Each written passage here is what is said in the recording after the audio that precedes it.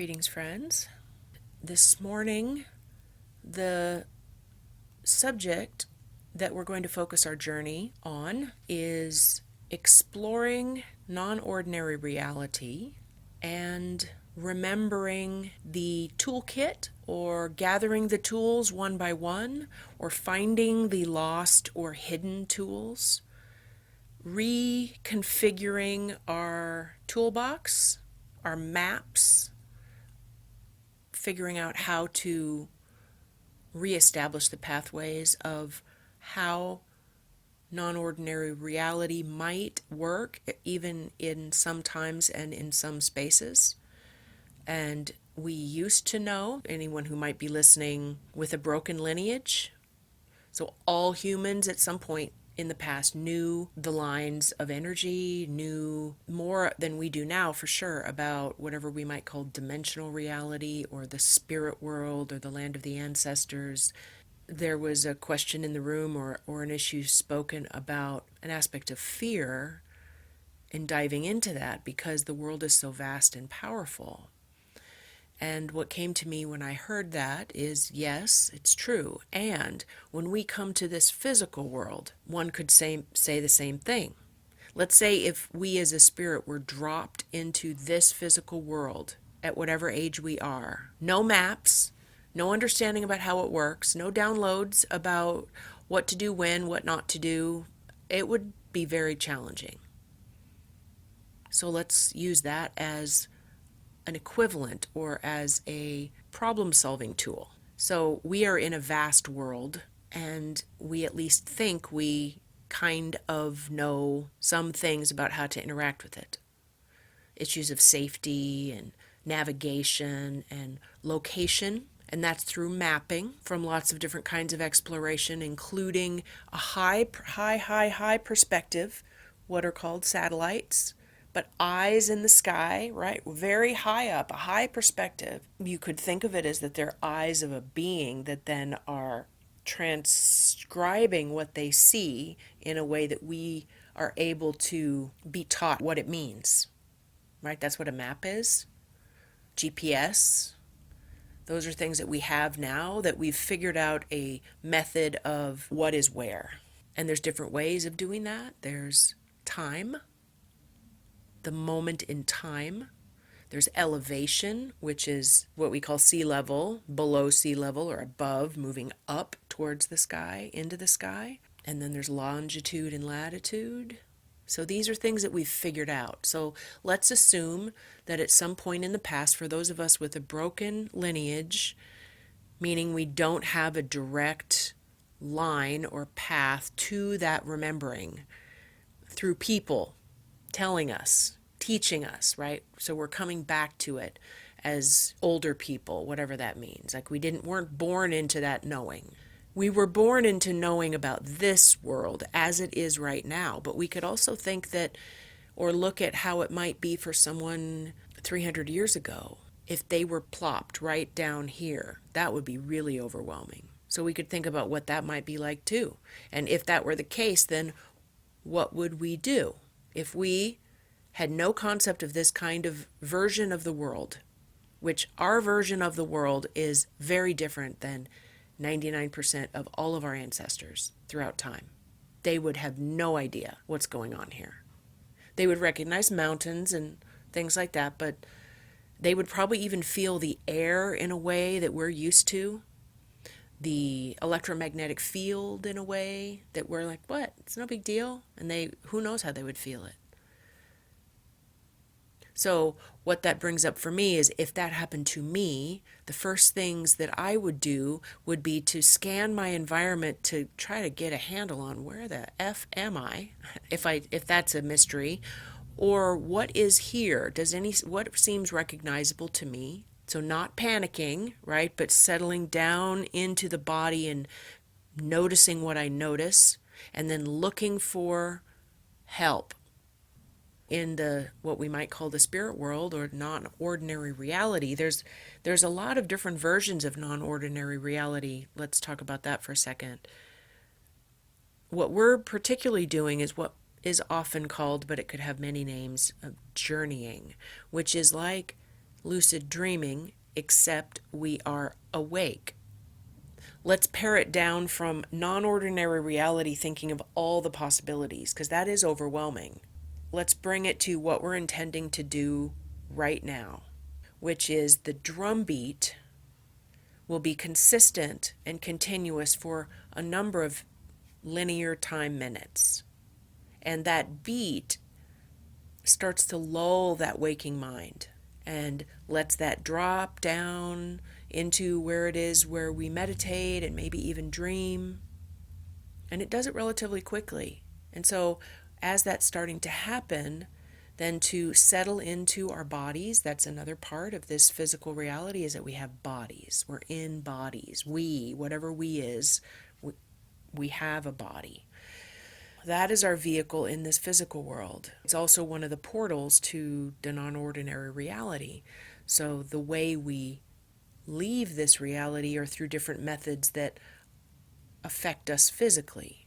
Breathing, dancing, plant medicine, ingest or smoke or whatever we do, it changes our body structure, which is what makes our mind change. Any kind of trance, I would suggest when the drum begins to sink into your body, meaning find your breath and just hang out with your breath for a minute or so. A number of breaths to let yourself calm and only focus on the breath. Don't try to think about what am I going to do and how's this going to go and can I do it? Because that's not non-ordinary reality. Those thoughts are this reality, the worst parts of it, doubt. So just breathe into any of those words or thoughts or feelings that come, and then think about something that is important to you right now. Think about something that's important to you, that's going on for you, that you would like a perspective about or that you would like help with. It might not be one specific thing. It might be an area of your life or about where you are in your life right now, what you need and want. And just put that request, like as if you're tossing it out as an offering, into the collective. And you need help, guidance, community, and we're always protected, and we're always only interested in interacting with beings and energies that are for our highest good. There might be some character or a presence that has visited you in the past as a child or as in previous days or years. Some kind of presence, some kind of ancestor or an animal or someone who has visited in dreams that has felt helpful and benevolent, even if you don't know exactly what it was. If you do have one of those, that is a trusted source of protection and allyship. That's someone you can call on and ask them. Could be, how does this place work? What do I need to know right now? Just notice what starts to happen. You could express any issues around safety or worry about getting lost. And then remember to be proactive. You're not a victim in this place. You're not a passive observer in this place. You are a magic person. So the drum is going to come, and the drum will go for a number of minutes. And when it stops, and then it will start again for a little bit of time, that's a callback. So whatever's going on for you at that time, begin to bring your attention back to your room, to your spot, to your body, and offer gratitude for whatever it was that was revealed. Even if you do not understand it, offer gratitude for the connection, because we're building relationships here. That's how we end up feeling at home or more comfortable in this reality, is when we have others, not just people, but others that we feel connected to. It's also important in the other realms. So a comfortable body position is helpful. It might be sitting, it might be lying down. And there's no pressure on this. There's no pressure to have a fantastic visionary experience. It's just noticing whatever might float through or pop through your field, or a memory that you might have, or a thought or a question. Just notice yourself for a bit. That in itself is a non-ordinary reality.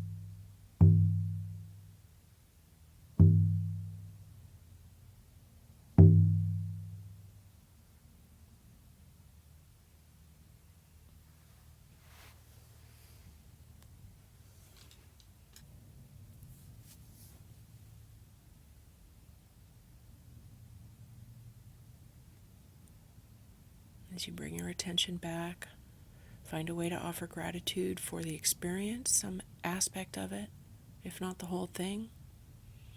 And maybe there's some details or some tools or maps that, or ideas that you want to bring down into you so that you remember, because it can be dreamlike. Also, you might want to write some of this down at some point, because that's how we have learned about this world, is from mapping and writing things down and passing it along. This is just one teeny journey in a vastness of possibility. So I look forward to journeying with you again. Until next time.